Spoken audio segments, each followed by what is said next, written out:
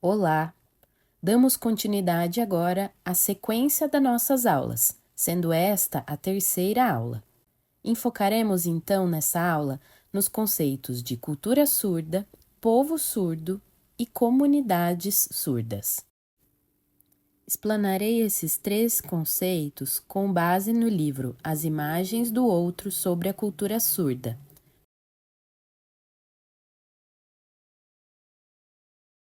Na apostila, há também um PDF explanando a trajetória de pesquisa da professora Karen Strobel, autora deste livro.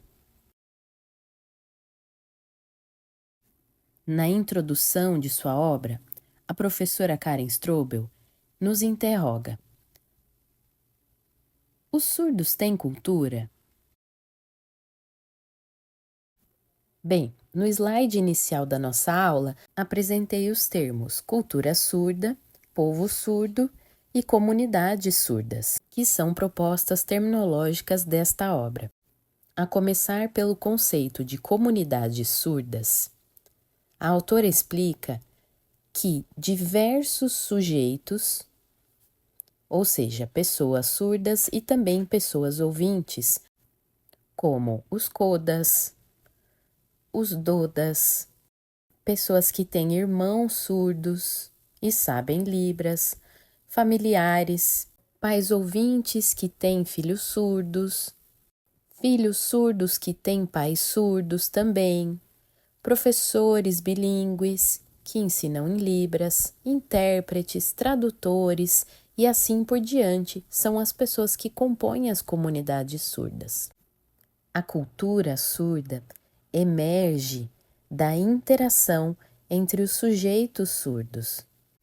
Desses encontros são produzidos diversos artefatos culturais. É por meio desse encontro entre os pares que surge o conceito também de povo surdo. E para definir as diferenças entre esses conceitos, a autora define como dois marcos principais para o povo surdo: a cultura surda e a língua de sinais.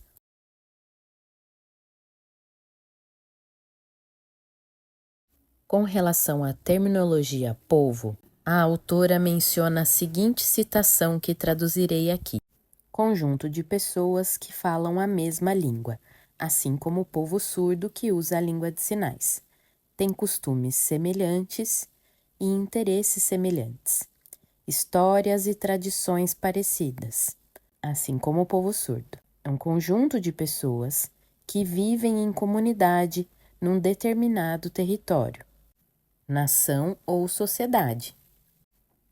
Assim, temos o povo surdo brasileiro, o povo surdo da América do Norte, o povo surdo europeu.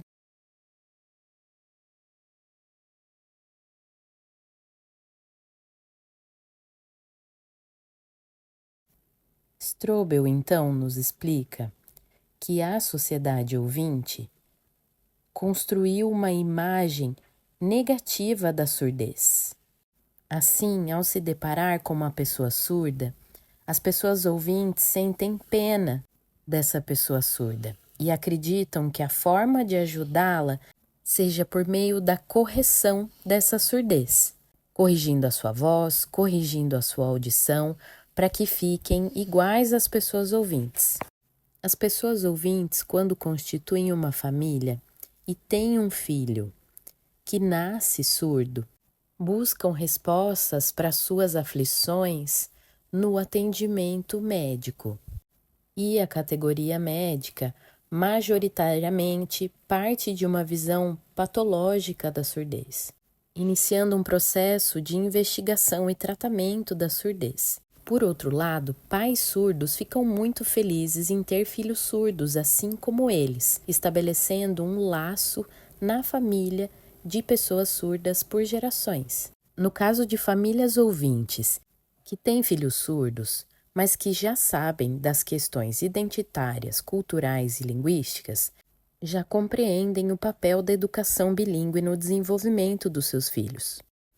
Strobel nos explica que a sociedade, por muito tempo, construiu essa visão médica da surdez como uma deficiência a ser corrigida, mas que as pessoas surdas possuem a sua própria língua, identidade e produzem cultura.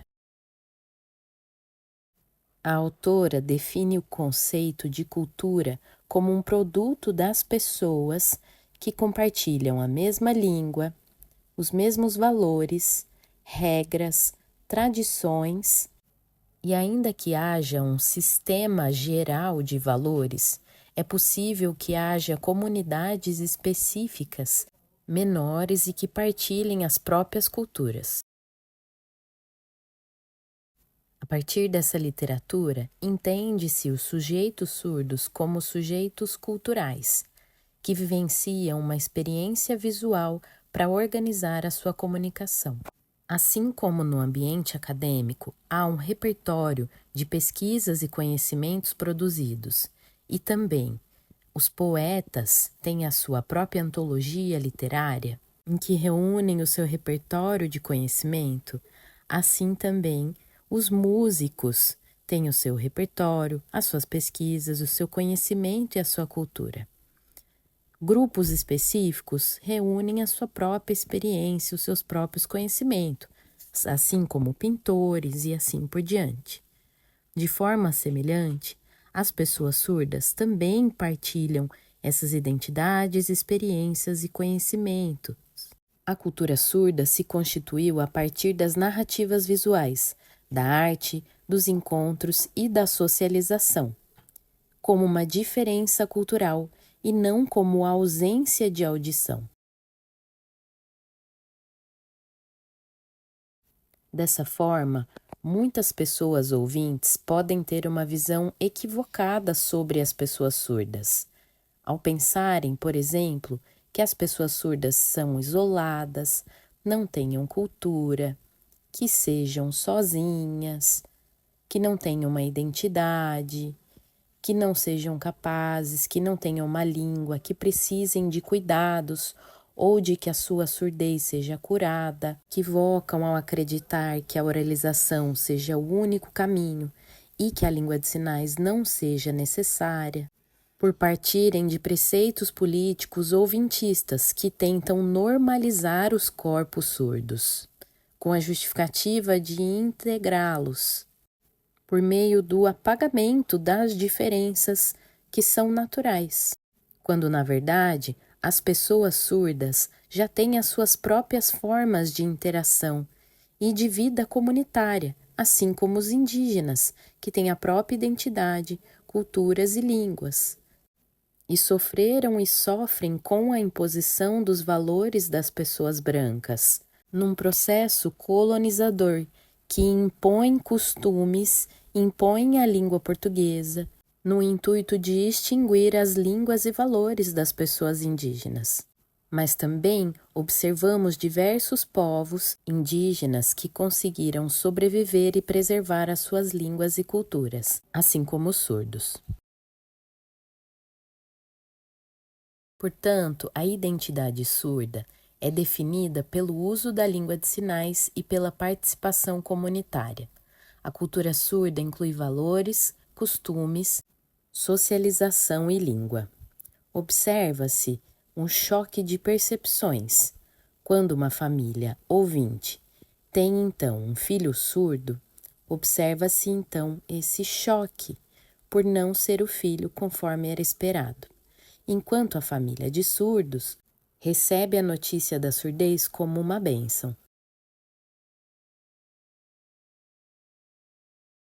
Comunidade surda e povo surdo para Strobel são os seguintes.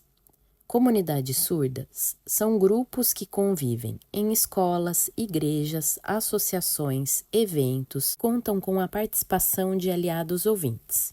Nessas escolas há metodologias variadas. E nas igrejas também, religiões diversas. Assim como há diversidade também nas associações de surdos, como grupos de idosos, que preservam as variantes mais antigas da língua de sinais, grupos de jovens surdos, que se comunicam por mídias sociais, lives, Instagram, TikTok, Facebook e assim por diante, utilizam a língua em ambientes virtuais. E é nas associações de surdos que esses diversos grupos se encontram, idosos, jovens, podendo gerar choques geracionais entre esses grupos, até mesmo pelo uso da língua. Com a palavra pobre, por exemplo, em que há grupos que usam o sinal de uma maneira e grupos que usam o sinal de outra forma. Isso pode ocasionar, então, um choque cultural entre as gerações diferentes nas associações de surdos. Esses choques são naturais nesses espaços. É importante, então, que os grupos aprendam a lidar com as diferenças. Idosos respeitando os mais novos respeitando os idosos também, construindo um espaço colaborativo e respeitoso.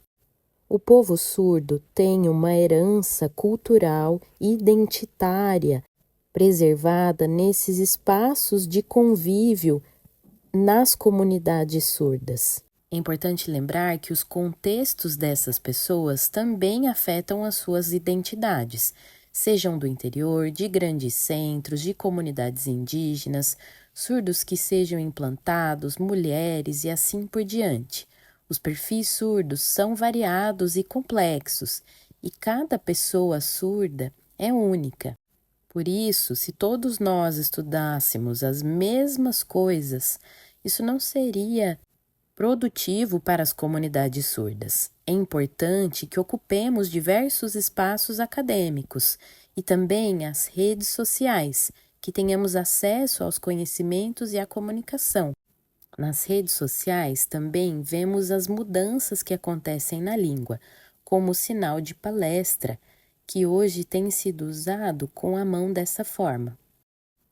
Assim também como o sinal SIM, que antes era dito SIM, e agora as pessoas usam somente mexendo o punho dessa forma. Assim, a própria língua vai se modificando e se ajustando e incorporando novos aspectos. Ao tratar de identidade e experiência diaspórica, me baseio na obra de Stuart Hall.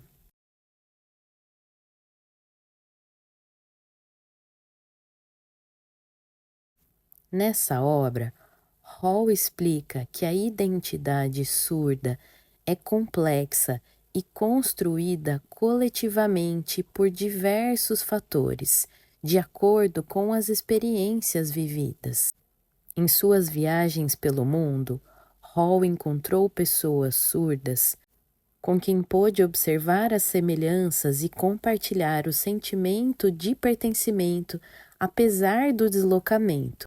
Assim, mesmo que um surdo brasileiro vá para os Estados Unidos, ele encontrará esse sentimento na comunidade surda de outro país por meio da língua de sinais.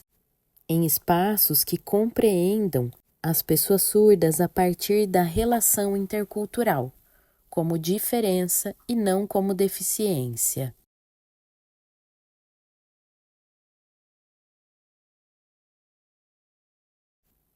Na transmissão da cultura surda, compreende-se que, apesar da repressão ocorrida no Congresso de Milão, que extinguiu algumas línguas de sinais, as culturas surdas resistiram, como muitas línguas de sinais puderam ser preservadas devido ao uso escondido das suas comunidades e puderam voltar a ser utilizadas anos mais tarde. Isso porque havia transmissão da cultura surda nos dormitórios escolares, nas associações, nos encontros, como formas de fortalecimento da cultura do orgulho e da autoconfiança. De certa forma, as circunstâncias do Congresso de Milão despertaram a comunidade surda.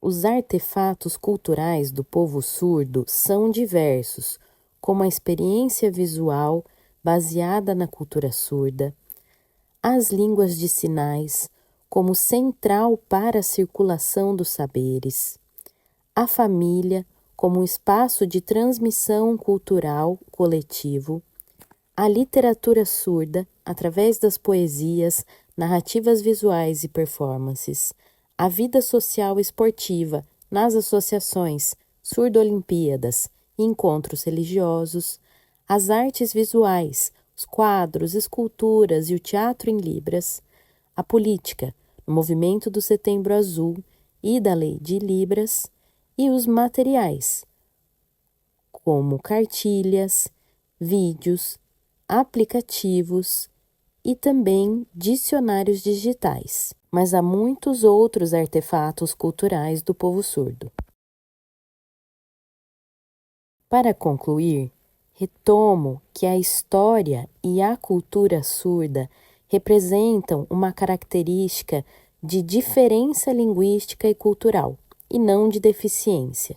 Além disso, que o povo surdo reafirma a sua legitimidade de línguas e culturas, bem como as identidades surdas, por meio da resistência e do orgulho, e a necessidade do reconhecimento cultural, linguístico e político.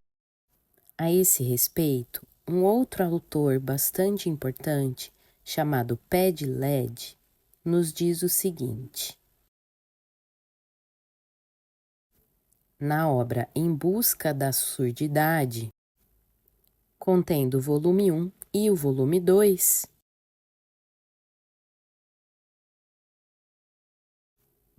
o autor Pé de Led, que é uma pessoa surda, nos descreve maneiras de compreender a cultura surda por meio da sua obra e da sua pesquisa. Eu indico então a leitura do autor Pé de Led para o aprofundamento nos conceitos de cultura surda, identidade surda e povo surdo. Finalizamos aqui as nossas aulas e segue então o material na apostila para maiores aprofundamentos nos temas discutidos nas nossas 3 aulas. Tchau, tchau!